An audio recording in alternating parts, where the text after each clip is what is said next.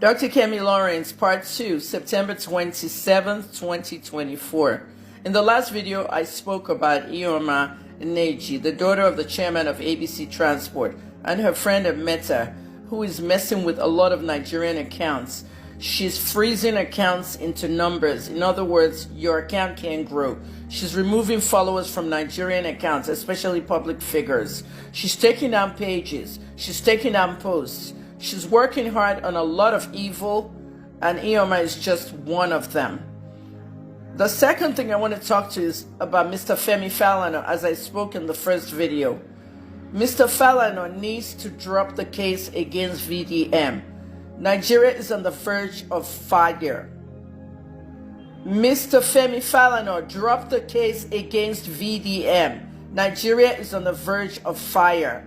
Okay, fearless in October, protests are coming and people are going to speak their minds and you cannot stop them. Those of you eating from the presidency, you know yourselves. Mr. Falana, tell the young people, the Gen Z people who are around now, and even the millennials, tell them what happened in the 90s when the EFCC would raid and take cars and houses from Yahoo boys.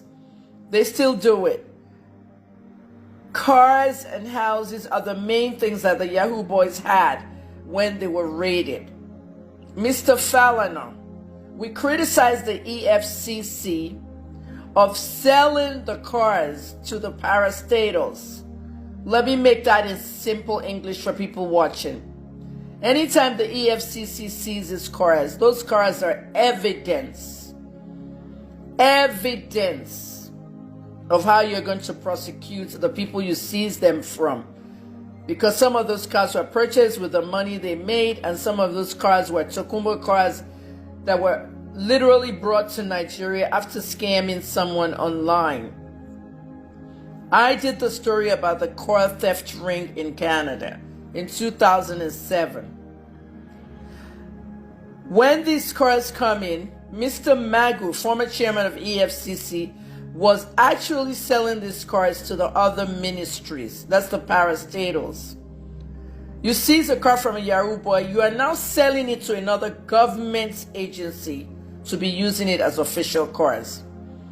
For example, if I'm a Yahoo boy or girl, and you now seize the car from me, you're supposed to park that car in EFCC premises while my investigation is going on. Instead, you liquidate the car and you sell it to the Ministry of Health for the employees to be riding around doing business for the ministry, going to meetings. That is not how it's supposed to be. Mr. Tinubu, President Tinubu, needs to crack down on all this.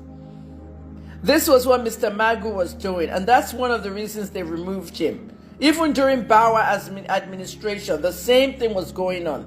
Selling proceeds of Yahoo boys, especially cars, to parastatals.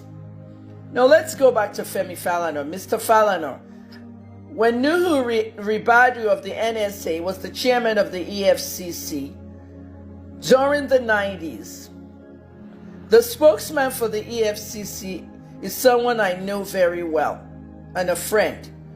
That person is Femi Baba Femi, who is also now the spokesman for the NDLEA.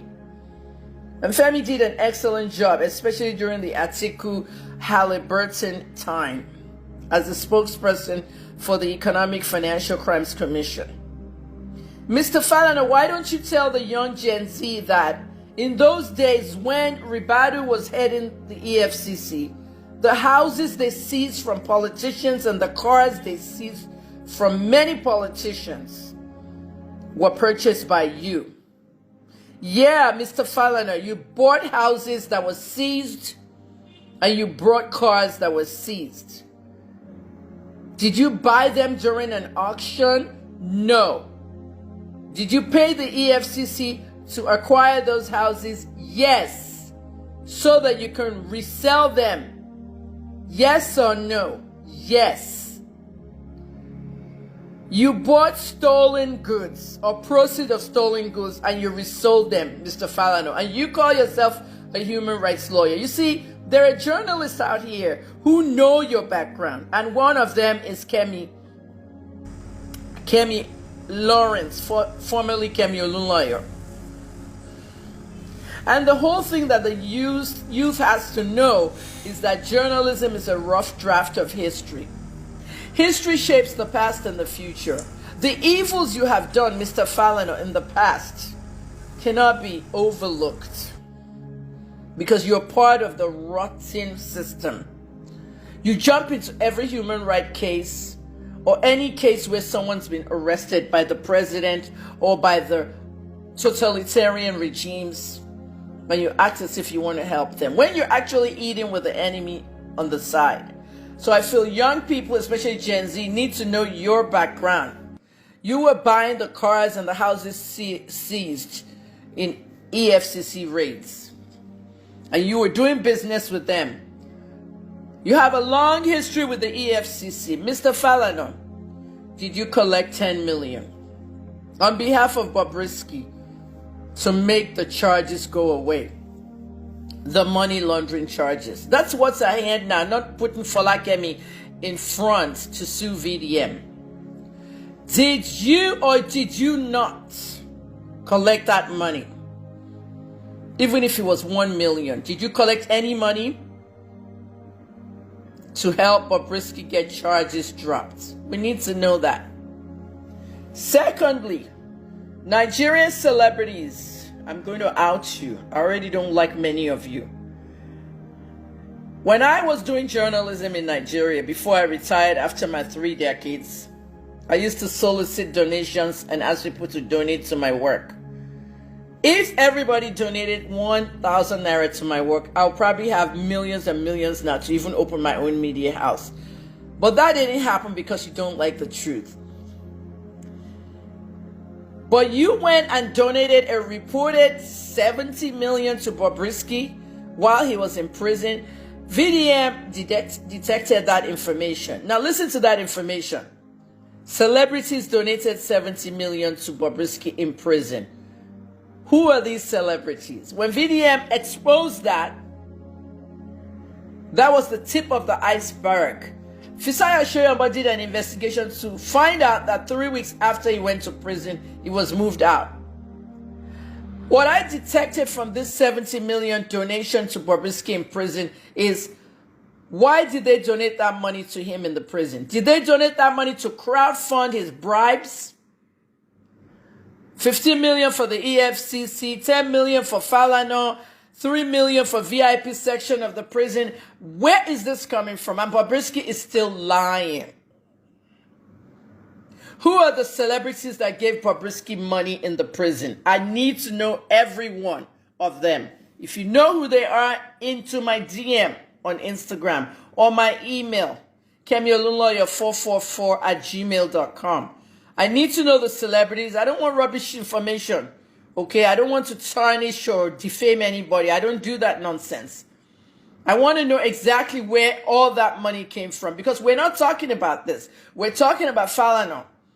We're talking about their lawsuit that they used to blind all of us because they're a cartel. The FFC, I named them, Falana Family Cartel. They are a cartel.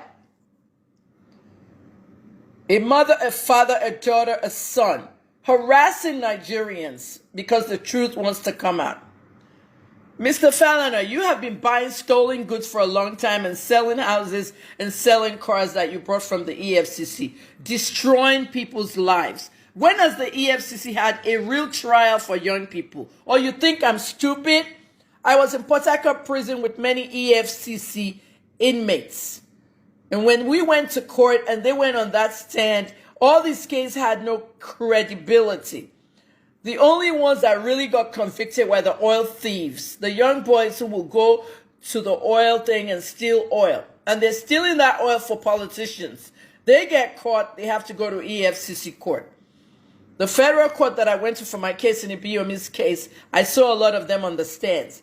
Ordinarily, they can't prosecute many of them. Look at the boys that were arrested in Delta. Bright Edafe, spokesman PPRO. Why are we not training these young men on computers and tech? Like I said on Hush Puppy interview on Arise. Now they're going to HK school. Hustler's Kingdom. Change